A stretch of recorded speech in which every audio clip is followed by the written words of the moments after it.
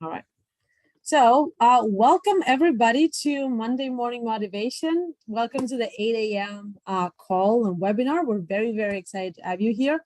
This is Maria. I am one of the co-founders of Monday Morning Motivation together with Janine. We founded Monday Morning Motivation 2 years ago in May. So we're just a little bit more than 2 years old. We actually had our 2-year anniversary party earlier this May in Shanghai. And Monday Morning Motivation, for those of you who are not familiar with the community, is a community of people who are interested in healthy habits, self-development, and learning just a little bit every day and every week. And that's why we have online webinars for free every Monday morning at 7 a.m. and 8 a.m., like you are here today. In case you are not in the WeChat group, please do scan the QR code. That it's my QR code. I'll be inviting you in the groups because we have 5 groups at the moment because WeChat doesn't allow for groups to be more than 500 people. So we have to break them out. But we share all of our upcoming events, all the webinars, all the daily inspiration and motivation, and also prompts for the community to share what's happening with their life. All is in the WeChat groups. So if you're not there, please do scan it and join us. And just to share, this is what the rest of July looks like. So, well, we have, of course, Howard today, and then next week, Janine will be hosting Gilbert, who will tell us all about storytelling for personal development. It's going to be a really good one. So feel free to join next week as well. And we have a lot of upcoming news for August as well. So we'll be sharing those in the WeChat group really soon. As I said, we have these webinars every Monday morning, 7 a.m. and 8 a.m. China time. All the webinars are for free, but we had people asking if they can donate to Monday morning, and the answer is yes. The green flyer is for donations, and we give half of the proceeds to the 1 Million Tree Project. They're a great project we have worked with for a couple of years, and they plant trees in Inner Mongolia. So we've been working with them, and they're doing a fantastic job protecting the environment and helping our planet to just stay a little bit healthier for a longer time. If you are interested, all the webinars are recorded, and we do have all the recordings available if you want on the yellow flyer. So that's all we have from, I think, uploaded. It's definitely from January 2020, maybe a little bit earlier. But yeah, this is most of the 2 years. And to give even more value to the community, we have launched a membership program, which means that if you want, you can get all the recordings, the past ones and the upcoming ones for a year. And you can get the special discounts from all of our partners. So if you're interested, you can learn more by scanning the QR code. And last but not least, I think I forgot the 7 a.m. It's okay. You can see them behind me. Me and Janine, we created this workbook. It's called 365 Days of Motivation. You can get it either the PDF or the actual printed book, which is something that looks something like this, which is plenty of quotes and exercises that you can use every day or just whenever you want, really. And they look pretty, so I have 2 on my shelf because why not? All right, that's enough for me. And I think everyone here is just really interested to hear from Howard. So Howard, how about you show us? There you go. Perfect. So Howard is on camera now, and I'll be giving you the stage, and please take it away. I'm very excited. Thank you. So imagine that you are a primitive, a savage from thousands and thousands of years ago, and you're standing on the savannas of Africa. You belong to your own tribe. But you happen to look up and notice that across the savannah, somebody's coming towards you you don't recognize from another tribe. And what's worse, they've got something hidden behind their back. I'll get to that a bit later. I'm a charisma coach, and I want today to give you a promise that in the next 20, 30 minutes or so, I'm going to give you the 4 pillars of charisma. But before we start, I'd just like to know from you, do you feel that charisma is innate, that it's something that can't be learned, where we're born with it, it's a natural gift? Or do you believe that it is something we can improve, that we can approach in a methodological way? So if you believe it's innate, just put a Y into the chat. If you think it can be learned and improved upon, put an N into the chat, and Maria will keep an eye on that and just see how. I'm just curious to know how many of you believe it can be learned, how many of you believe it's innate.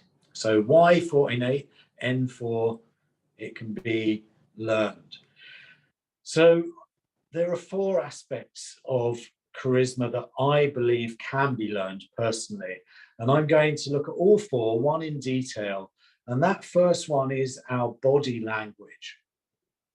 I don't know how many of you are familiar with something called status, but I want to teach you a few exercises today that will help you to treat status as a game. So status goes back to that person on the savannah, or indeed in any fearful situation. And for many of you, going on camera like this, or presenting to your colleagues or your friends, or going into a big meeting full of hundreds of people, perhaps, they are fearful experiences. And we basically have 2 ways of dealing with fear. One is to cover the areas of our body that are vulnerable. One vulnerable area of the body, if you think of a football player, they cover their body. You can't see on camera, but it's down there.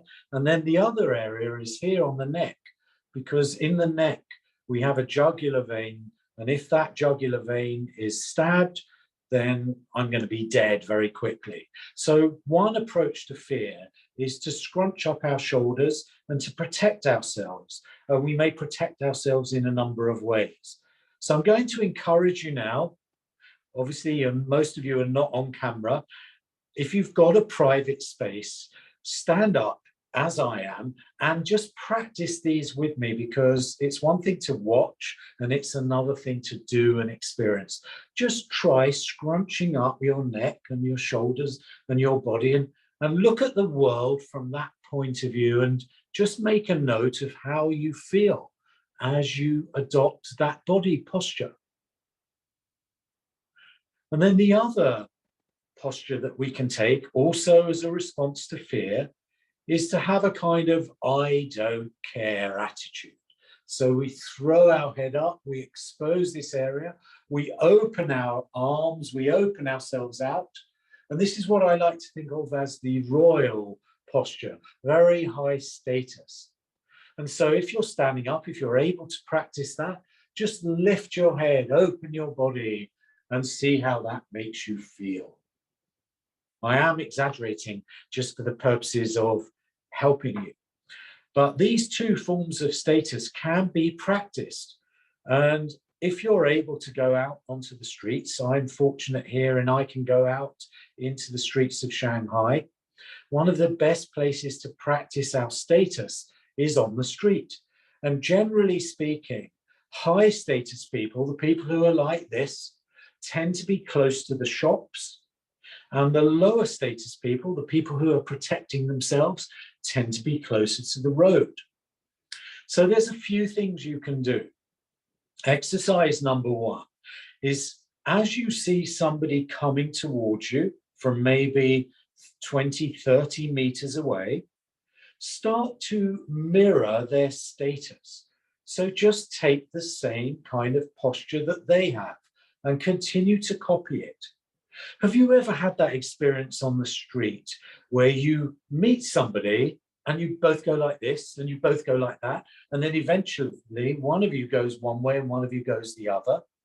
So you give yourself 1 point if you can mirror that person coming towards you, so you end up doing the little sideways dance.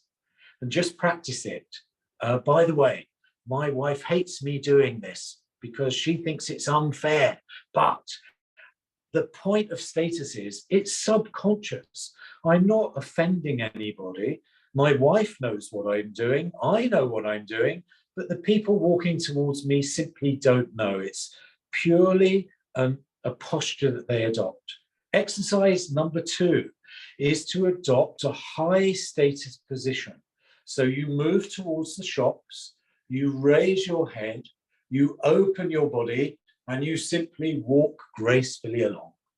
And you give yourself 1 point if people start to go around you more towards the street and they adopt a lower status position.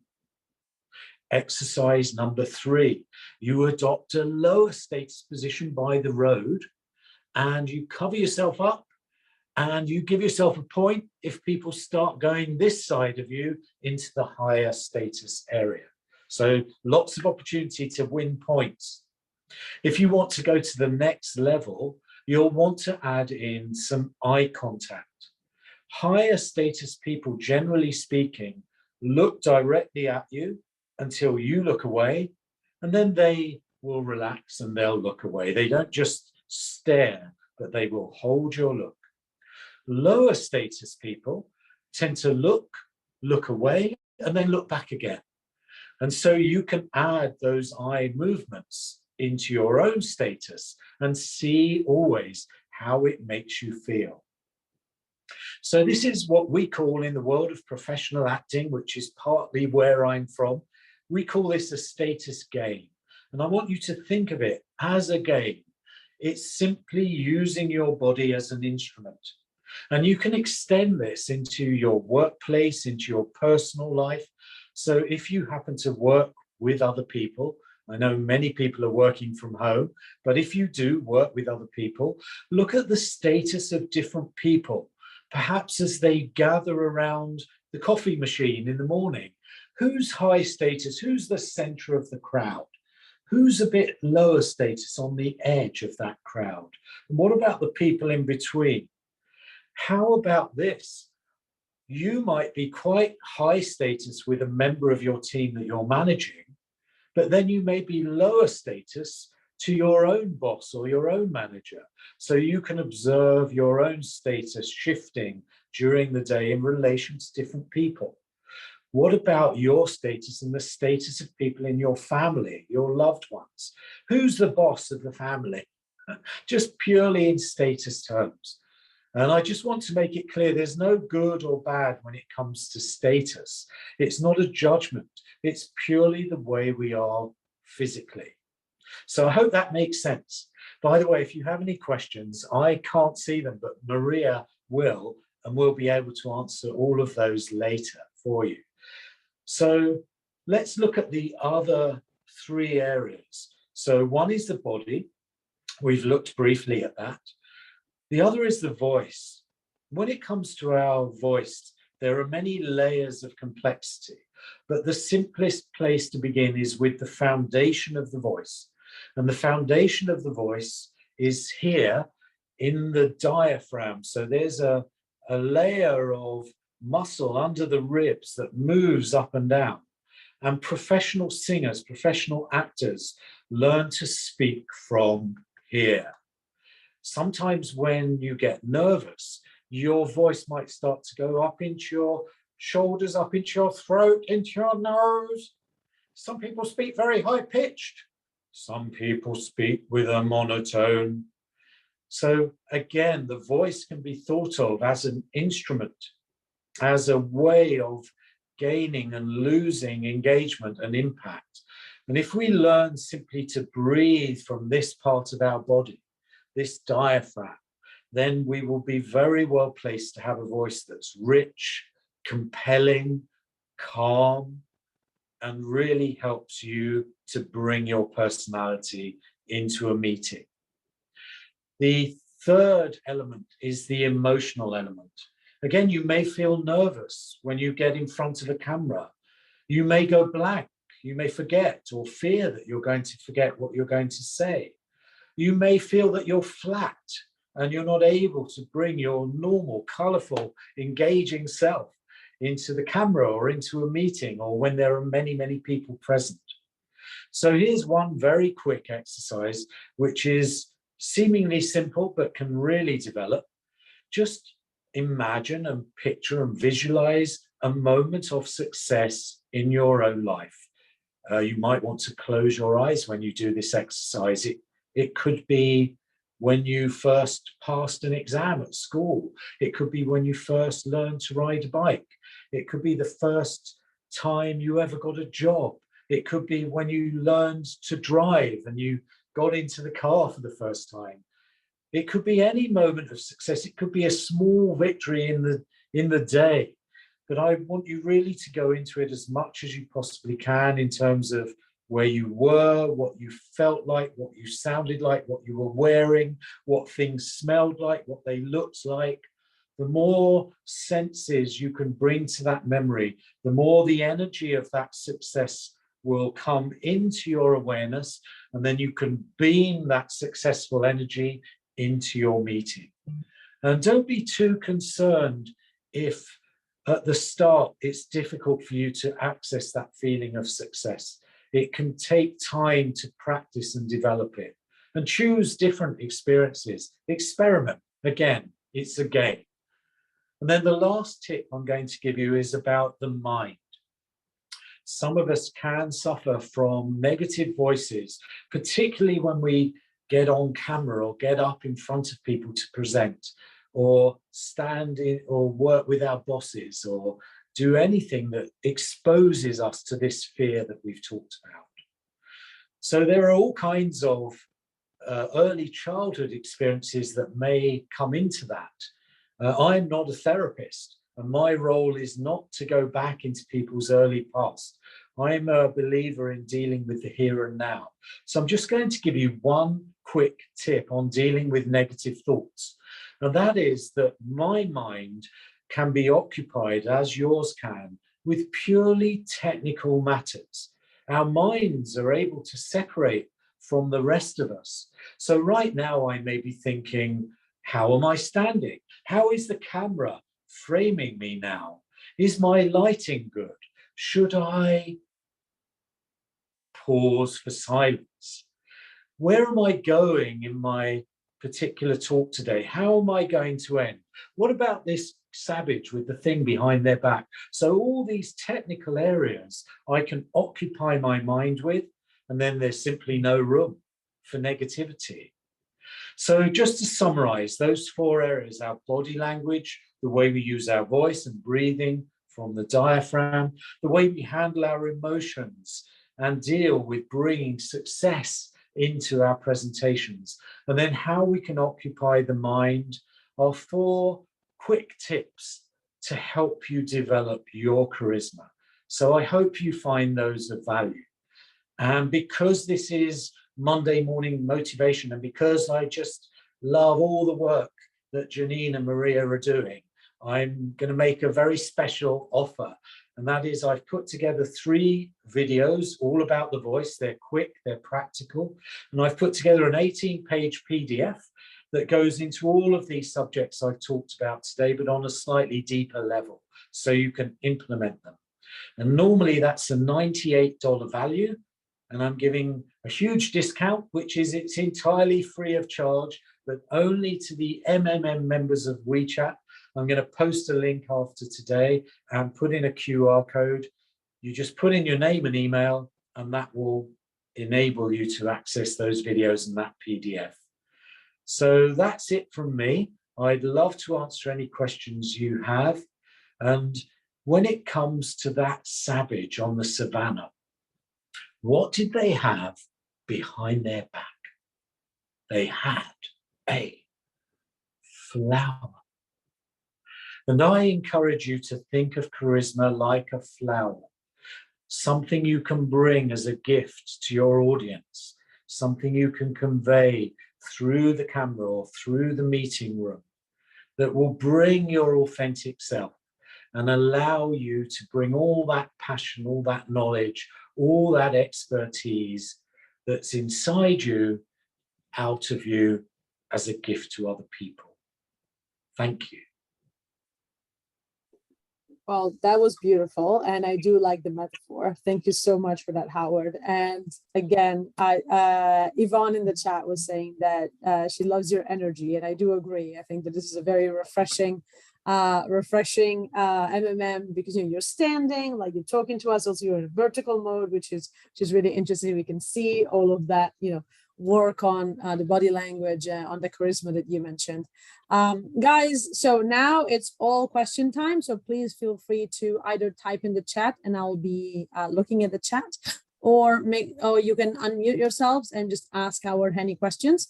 I think that Yolanda had a question before. Let me go scroll up and see. Sure. I think it was when you were talking about people meeting in the office, and like some people had a higher status and some people had a lower status, like who was controlling the room. I think Yolanda, I know you're there, correct me if I'm interpreting this wrong, but the question was, what about the person that is superior but like to stand outside to observe? Now, I don't know if Yolanda wants to elaborate on that. I'm not sure what superior means here, maybe higher status, I'm not sure. But Yeah, higher status. there you go. Hi, Yolanda. There we go. So what do you think, Howard? Well, thank you, Yolanda. That's a great question. So superiority and status are two different things. Somebody can be superior in the sense of their role, but actually be quite low status in terms of their body language. And many successful, we were talking about this in the first session with Maria, many very successful people are introverted by nature. Maria is, I am. I'm by nature, I like to sit quietly with a book. So this energy you see from me now is the energy that's inside me that I've learned how to channel, I've learned how to access, but it tires me out. And so I will need a rest after this. And that's just the way I am. Some people can be very, very high status, but their favored position is to step back and observe others and learn from the temperature of the room. So I would just say, observe the way that people react to that. The fact that that person is superior in terms of a role, but actually quite removed in terms of their physicality. So status is also something that shifts. That person who's maybe removed in the coffee area may be very active when it comes to selling their product or services to a client, or dealing with you perhaps one-to-one in a meeting room. So this is a game that you can practice changing, Yolanda. You can just experiment. So now perhaps you could approach that person with a different body language. Because we all interact in different ways, that actually may change the body language of that superior person. They may become more engaged. I hope right now you're more engaged because of my passion, my energy, than if I was like this. Well, charisma's a skill, you can learn it, it's really interesting, I'm fascinated, and we're all falling asleep and we're wishing we'd stayed in bed. So I hope that helped. Thank you. Thank you, Howard, for that, and thank you, Yolanda, for that question. There's a couple more in the chat. So Chelsea, I hope I'm pronouncing your name correctly, says, when people tend to avoid eye contact, when people tend to avoid eye contact when they come across you, is it still awkward if I say hi? That's pretty common in the working place. Yes, I think it's perfectly fine to say hi to people who avoid eye contact. Remember that when we meet people for the first time, we're all of us experiencing some level of fear. And some people react to fear by not being able to hold your eye contact. Some people continue to feel somewhat fearful, even when they know you quite well. It's just inherent. They may be quite shy. It may not be fear. It may just be that they're quite shy in their personality. I would say it's about getting the measure right. So right now, I don't know how many people there are on this meeting, but I'm talking to 14. you as, there you go. I'm talking to you as an individual. If I was really quiet like this, then I think you'd go, what's he saying? And if I was really loud like this, you go, oh my God, this guy's too much. So I'm trying to pitch my energy level to you as an individual, Chelsea, right now, answering your question. So deliver that high in a way that is as gentle or as forceful as you feel the eye contact warrants. So if somebody's a bit like this, it's perfectly fine just to go, hi. You don't want to go, hi, how are you? They will go, oh my God. So it's about measuring your energy level with others around you and being able to adapt it. That for me is a key. You'll notice I'm not mentioning charisma. All of these are nuts and bolts. They're all techniques, but ultimately we want to put them all together. And then charisma is, if you like, a side effect. I'm not focusing on being charismatic. I'm not focusing on body, voice, saying hi. I'm simply focusing on bringing value. But all the exercises I've done over the 40 odd years I've been a professional all play into this moment right now. So you put in the work and then you just allow that high to come out. Observe them. Are there people who they do hold eye contact with? What is the context in which they're not holding it? Is it a public space? Is it one-to-one? So I hope that's helpful for you, Chelsea. Thank you so much for that, Howard. And yeah, definitely agree on the matching the energy of the people you're talking to. It happened to me a few times where just you walk into a room and like maybe everybody's just super hype and you like, if you're all quiet, then you kind of feel out of place, or likewise, and vice versa. If everybody's being on the quiet side, then of course, if you come in and being extremely, active, and then of course that is quite jarring. So I think that really helps with the interpersonal relationships. We have a bunch of questions coming. So Howard, I hope you're ready for it. So Tatiana was, how do you practice charisma on a daily basis? And how long does it take to improve one's charisma? Well, I think that's a question for the ages. And how much time do you have? Great question. So in the 3 videos that I'm giving you, if you want to download those, that's a voice technique that you can practice for literally 3, 4, 5 minutes a day. And if you practice it every day for 2 weeks, you'll change your voice forever. When it comes to these status games and these other exercises, it's up to you. Instead of just simply having a coffee with your colleagues, just start to observe their body language, because the more aware you get of that body language, the more aware you'll be of your own. So for example, if you look at me now, I'm not low status, but I'm not high status. I'm neutral. And this is a great physical position if you're presenting.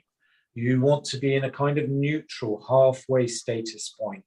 And then you'll notice at times I may raise my status, at other times I might lower it. So I just think it's an ongoing evolution. As you become more aware, you can choose whether or not you want to go deeper into it. And it depends where you feel you're at with your charisma. I've worked with people who are extremely nervous, even terrified of getting any presentation, through to people who are already quite comfortable, but they really want to raise the bar into superstar status. And if you're doing this professionally, as I do, you want to work quite hard on it. If it's something you want to bring into your workplace, I would suggest a few minutes a day for a couple of weeks will change your life forever. That's quite a Thank you so much. promise. Thank you. All right, good. Thank you, Tatiana, for that question. And that's definitely, if you can spend a few minutes a day and change your life forever, why not? Kieran had a question. He says, I wish I could be on camera to ask this myself. I'm walking to work. It's okay. Thank you, Kieran, for joining. And thank you for asking a question. How do you balance being charismatic and being perceived as snotty, or like as snooty? Like I think, like, Sorry, I didn't quite hear you there, Maria. I am mighty, I think, Kieran. Oh, right. So Yeah. have you faced this ever? So I think that the balance between, being charismatic and being, I guess, perceived as arrogant, or being too much or too aggressive, maybe. Kieran, feel free to great add. question. Yeah.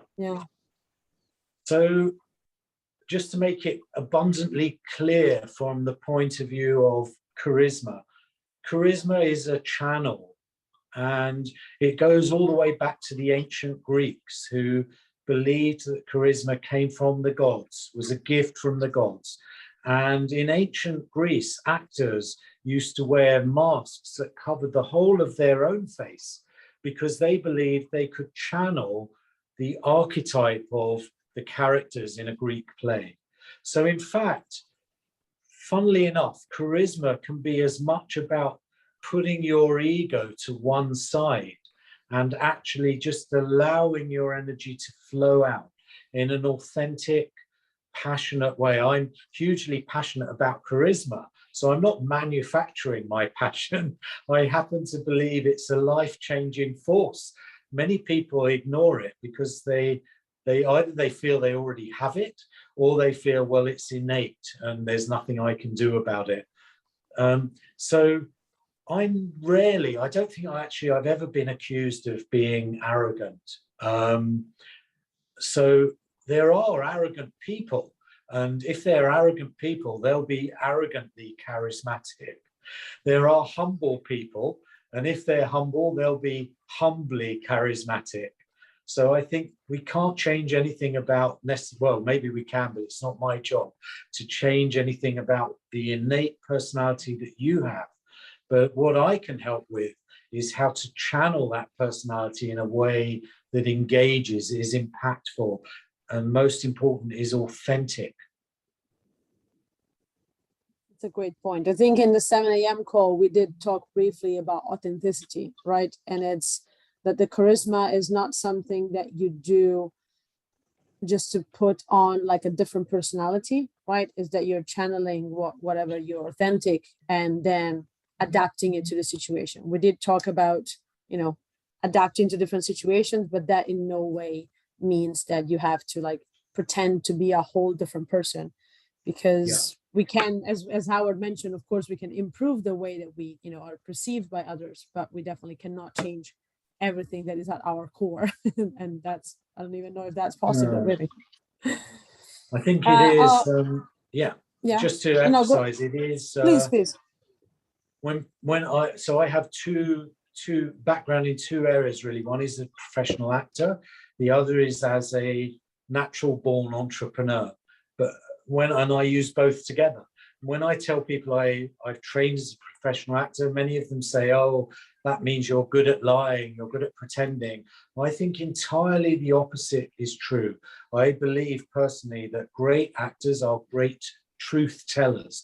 And when we're looking at an actor on the screen, if we're deeply moved, we're not moved by pretense, we're moved by their ability to really convey genuine emotion, genuine passion, genuine character. So charisma is, again, sometimes thought of as something fake, something false. In my world and my training, charisma is the real you waiting to get out, or the real you wanting to shine even more brightly. That's a great way to put it. There's another question from Arlene that says, a person with authority may feel insecure. They demonstrate unfriendly attitude via voice and body language. How can I make the situation better? Okay, so that's a great question. Who asked that? Arlene. So Arlene, what a fantastic question. So remember that on the savannah, this attitude of I don't give a damn comes from fear. So that person is wearing a protective shell. It may be an arrogant one. It may be one where their voice is, I don't care, go away. But the basic attitude, know this very deeply, underneath they are fearful.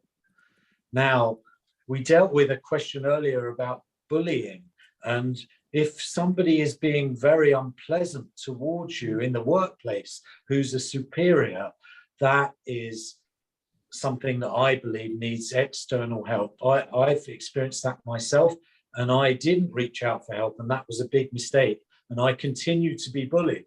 If, however, it's somebody you feel you can reach, put them in a place where they feel safe.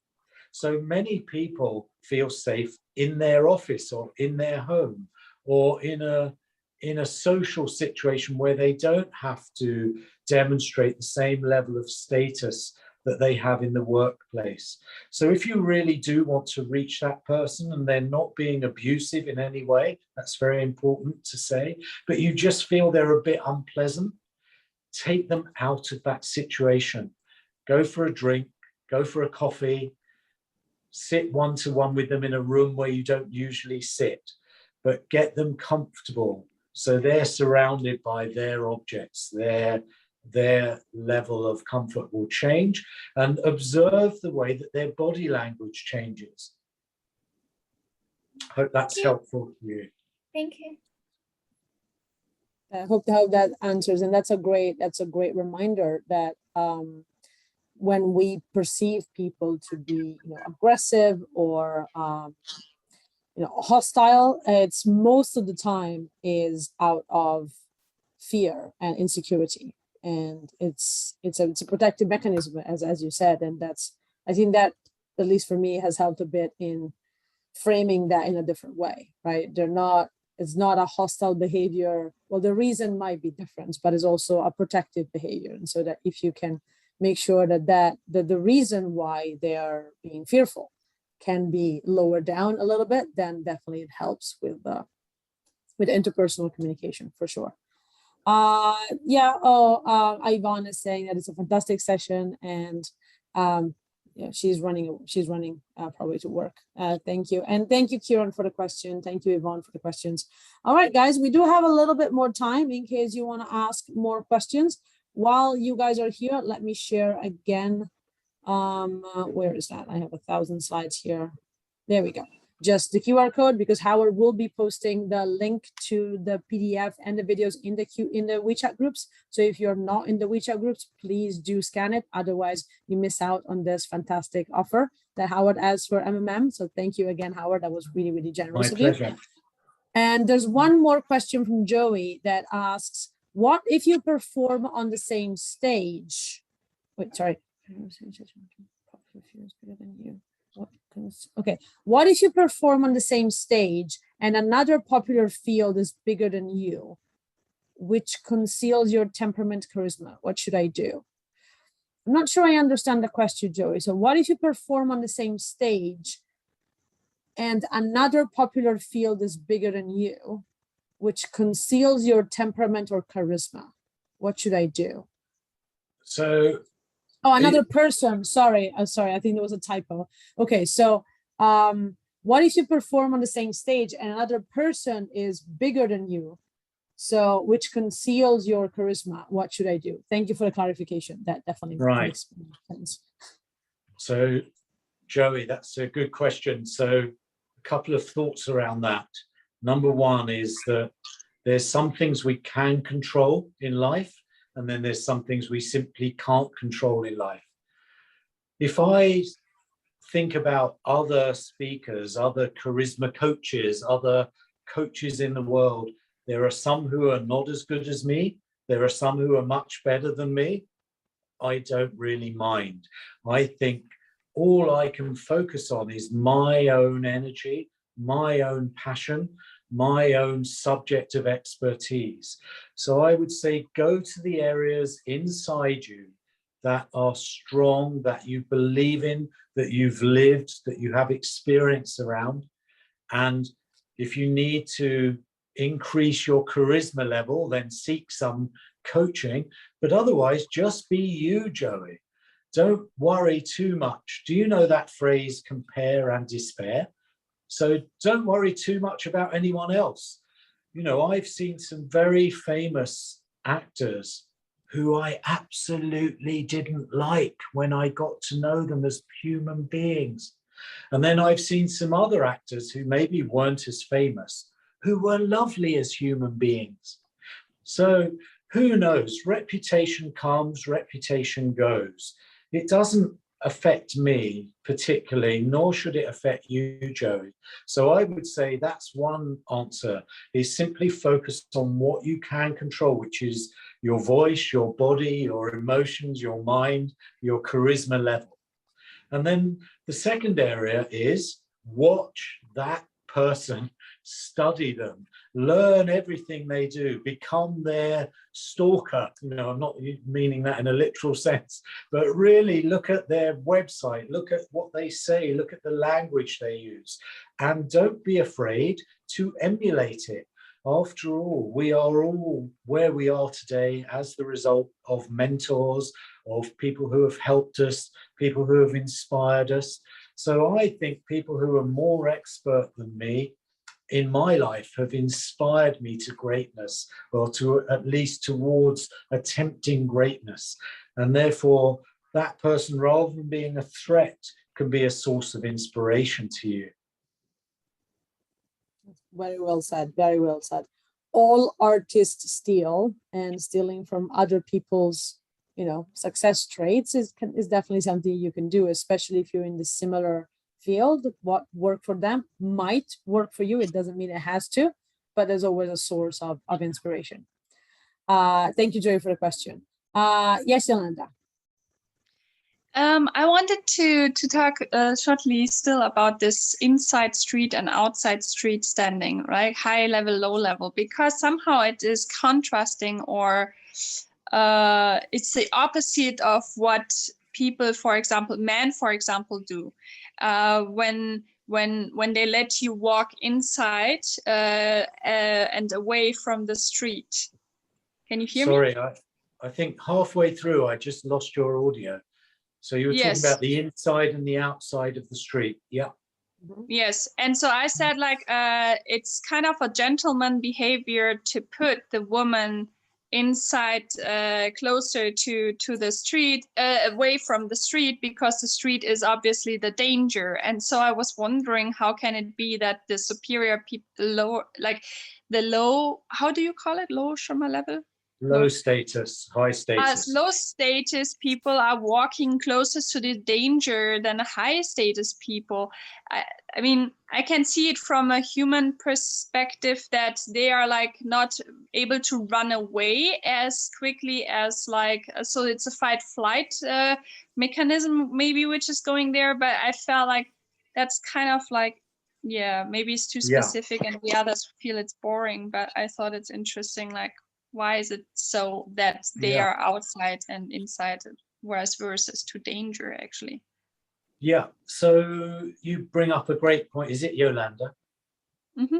Yeah, so what I've given you in 20 minutes is a broad brushstroke of high status by the shops, low status by the street, so you become aware of that dynamic, and you can play now. Every time you go out onto the street, you can play around with it. But there are some notable exceptions. One exception is this idea of a gentleman.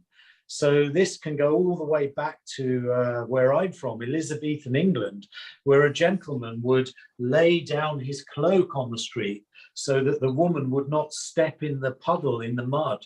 So he would deliberately lower his status as an act of love or as an act of respect. So this is, again, just because I'm aware of status doesn't mean I have to stick to it. I can choose to lower my status as a form of respect. That's very different from simply unconsciously being status driven. And then I'll give you, because you asked such a great question, I'm going to give you a bonus one, which is that some people kind of want to be high status by the shops, but they don't quite have the status to do it. So they walk along just looking at the shops. So they're in the high status place, but they're not really high status. So those are some of my biggest challenges, to get those people to move. And then the third one, the bonus, is that we're now living in a world where everyone, or many people, are walking on their mobile phone. And so the status in that is very different. I will, as an experiment, try this out. I will walk down the street, beaming my energy at that person as they walk towards me. And funnily enough, when they get within my, I don't know what it is, whether you call it an aura or an energy field, at some point they'll look up. Usually, it's very rare they actually crash into me. So, and then they'll they'll usually are lower status than me because actually this is kind of a way of avoiding the street, right? Avoiding human contact. So actually this is quite low status. So as you practice this, are you able to walk around on the streets where you live? Actually, I give you a level up in the game. Okay. Go onto a bike, sit on the bike, because this is what I sometimes do. I'm driving my bike. I'm in Shanghai, and I'm going against the street. Right. Like the same bike line, and there you can really see like there's so much differences. And actually, I feel that the people who are really afraid and fearful, they want to go inside, even though there's no place anymore, you know. But they still try to somehow stay inside, and it's like this is a very like interesting game as well. Yes, it's not a nice game, but okay. Yeah, it Please happens be safe everywhere, on the road, Yolanda. Please, guys, be safe, you know, be slow. Yeah, exactly. Please do be safe. But yeah, that's a very interesting thing to do. Or even just like walking. I think I did that sometimes by mistake when when you go on the subway and everybody's just, going on one big flow. And then at some point you find yourself in that big flow, but you're going like on the other side. And you feel like, just have this flow of people coming into you. And that can be quite, interesting as well to see what people do and how they move. So yeah. Guys, go out there and try your high status and low status positioning compared to other people today and see what changes. And as Howard said, it's definitely practice, which means that, you can practice that every day and see how it changes for you, for the people around you, and how do you feel when you are, practicing a more high status position compared to, or if you're practicing a lower status position, to see how that influences. I think it's really, really interesting. All right, I'm mindful of the time, and I know that people also have to go places, including me. At some point, I will have to get myself to the office. So I wanted to say thank you to everybody who joined, and a huge thank you to Howard for joining us this morning and giving us this fantastic tips and sharing his great experience with charisma and from the world of acting.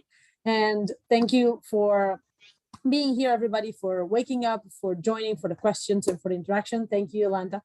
And if you guys have any other questions, you can find us in the WeChat groups. We'll share that one more time. And we're here. Howard will be sharing his very valuable materials later on today.